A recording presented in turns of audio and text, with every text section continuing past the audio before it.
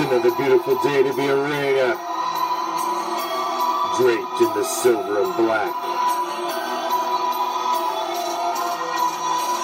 I represent the shield, I represent the swords. It's that time of night again, Raider Nation, and you've come back. Why? Because it's time. Time to bring them.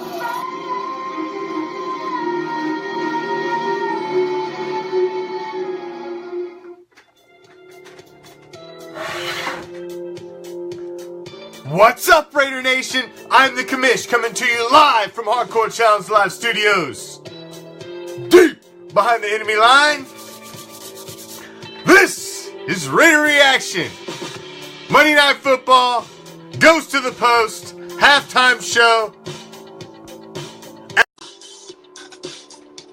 My sidekick co-host on Goes to the Post, who's been a ring announcer for band boxing, PA announcer for professional soccer, play-by-play and color commentary for college basketball and college football, as well as the reigning vice president of the Hardcore Challenge, the pinnacle of fantasy football competition. He is the one, the only,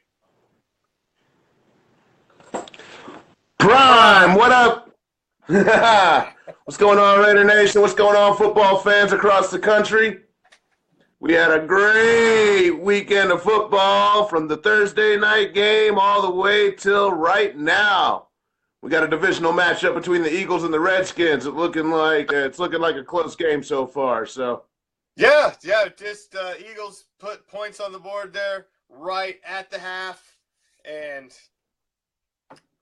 yeah, interesting. So, where the hell are you, by the way? Is this some sort of dramatic entrance? Are you going to be wearing some crazy costume? What? Nah, dude. Yeah, nah. No crazy costume. No dramatic entrance. I'm just here doing the show. What's up?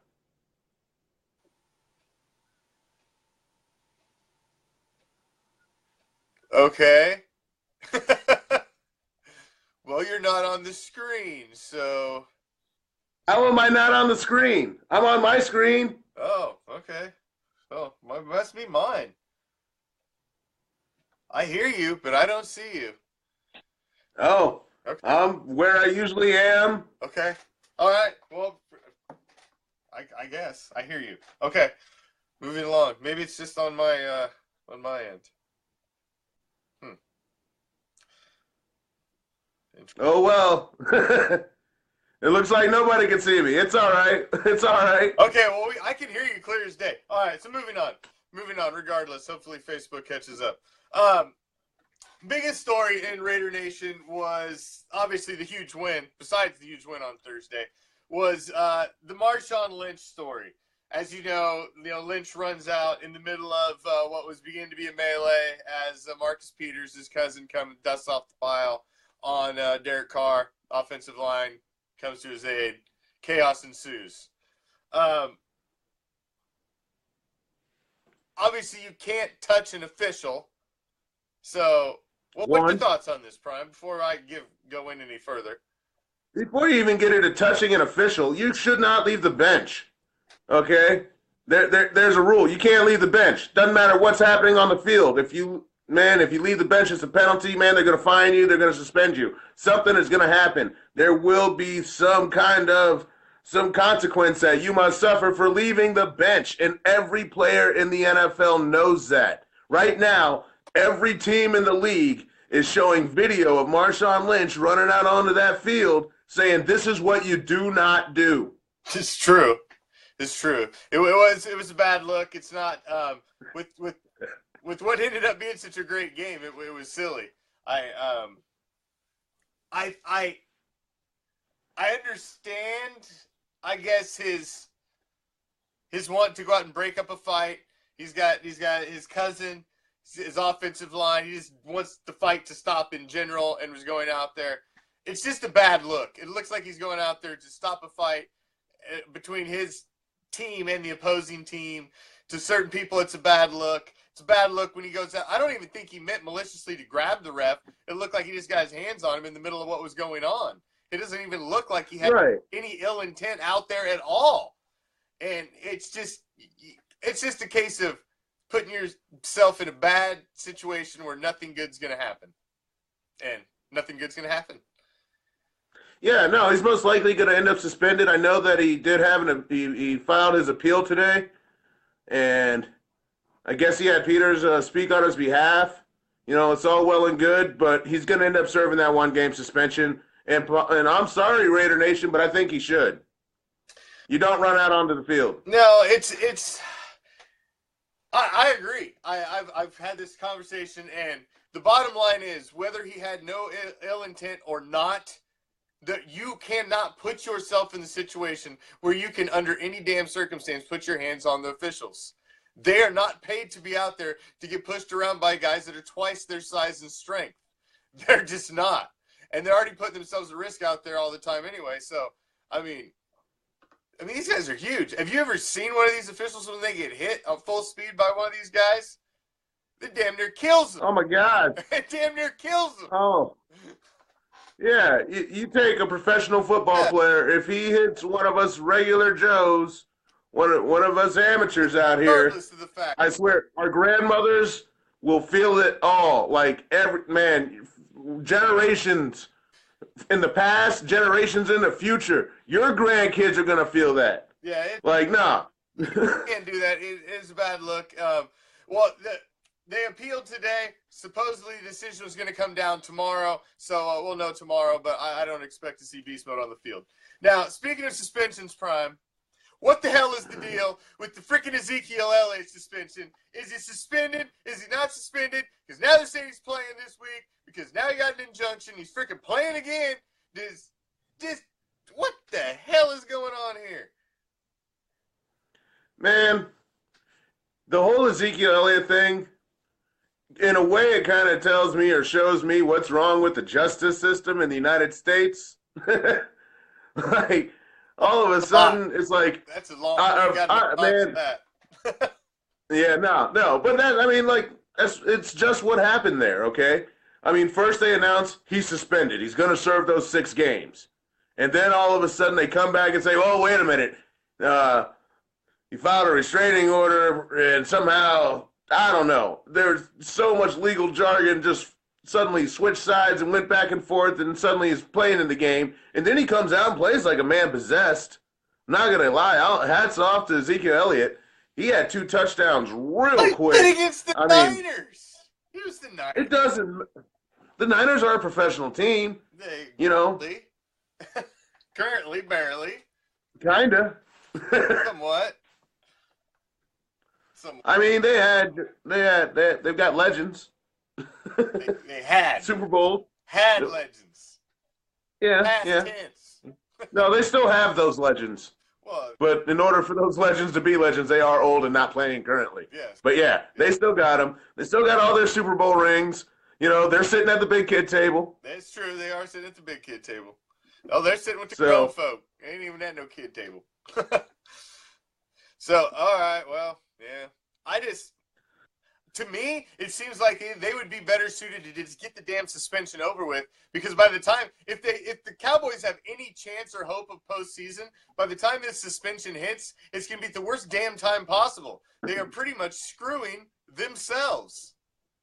Yeah, their best bet would have been to have him serve that suspension week 1 through week 6.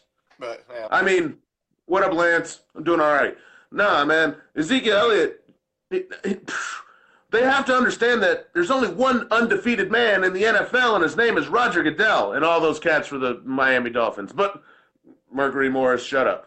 All right. But Roger Goodell, I heard him. He's like, we undefeated. Like somehow he just has like a radar. But no. But Roger Goodell, he does not lose. I mean, Tom Brady served his 4 games, man. Ezekiel Elliott's going to serve his 6, and Marshawn Lynch is going to serve his 1. That's right. Absolutely. All right. Stepping on down. Done with suspension talk here. Although there was another quick suspension handed out to Sendejo on his hit on Wallace of a 1-gamer, but that's, it is what it is. That happens. Perfect. Football. He wakes up to those kinds of suspensions. It's football. Now, the Atlanta Falcons, the shitbirds, they just can't seem to the Patriots are like the bully on the block. That like the Falcons they'll take the long way home. Just they don't got to walk by them. They just keep getting punched in the mouth repeatedly by the Patriots, and they're starting to look like the Falcons that we've known pretty much forever. That just will never get it done. Yeah, there's a lot going on down there in Atlanta with the Falcons, and it starts with their offensive coordinator, Steve Sarkisian. All right, people are starting to want his head on a pike right now, and I have to say I don't disagree with him. No. Their offensive coordinator has turned something. I mean, Matt Ryan was what, MVP, and now he looks like a subpar, maybe a B grade type of quarterback. We had a similar situation last year. Similar situation in Oakland. I mean, you have an elite offense, and you get rid of the offensive coordinator. They let them leave the building, and you can't expect. It's the same thing, and they're having the same growing pains as we're having as well. Now you couple that with the fact that you had the number one option for Matty Ice is Julio Jones, and he missed all of preseason. He missed all of the training camp because he was recovering from that toe surgery. So his timing with Julio is just not quite right just yet. No. I mean, he had a garbage time touchdown last night, but that was his first touchdown of the year for Julio Jones. Yeah, that was a shock. So, because, I mean, he was a fantasy juggernaut for the last couple seasons.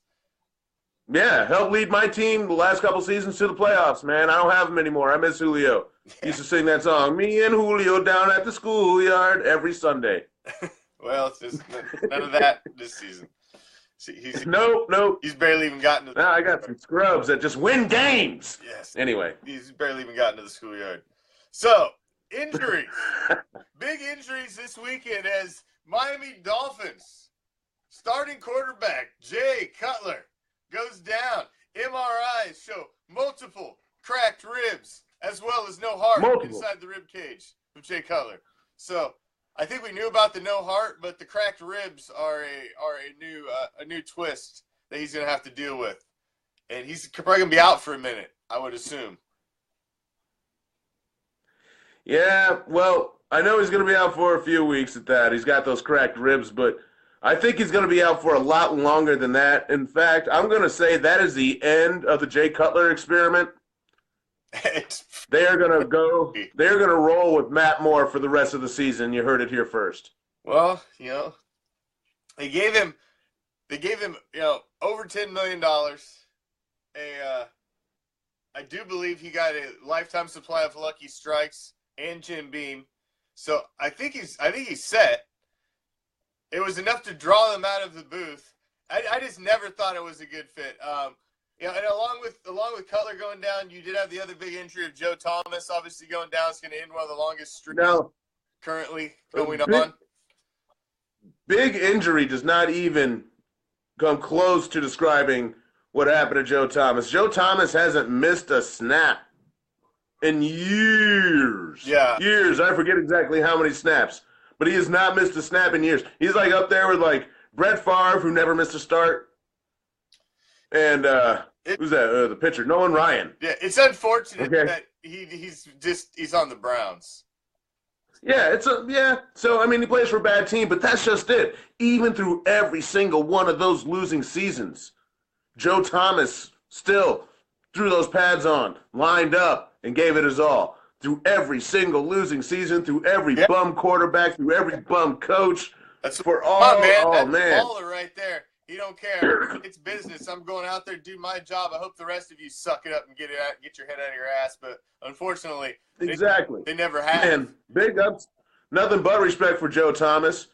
Man, everyone should wish to have a Joe Thomas on their team because he is that much of a man. Absolutely. I'd take a Joe Thomas any day. Well, you go back to the half here at Philly, Washington. Can you see me now? I know. I was seeing you the whole time, but you came through crystal clear, so it is what it is. We did get your background, I think, the whole time, though. But what? He's Prime. I'm the Commish.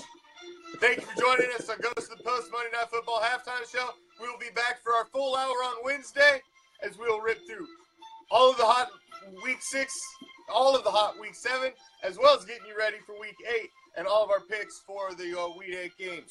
So, make sure you tune in Wednesday at 7 o'clock Pacific, 10 o'clock Eastern to Ghost of the Post with Prime and the Commish. Prime will even be bringing the Prime Cut as well. Woo! So, we will see you back here on Wednesday. Join me tomorrow for the Raider Nation Report as a solid hour of everything silver and black. You're going to get the full condensed game replay of the unbelievable game from Wednesday night. You know y'all want to relive that one last damn time before Week 8 comes around. So, tomorrow, 7 o'clock Pacific, 10 o'clock Eastern, Raider Nation Report. He was Prime. I'm the Commish. We're out. Holding. Peace. On the defense. Raider Nation. Automatic.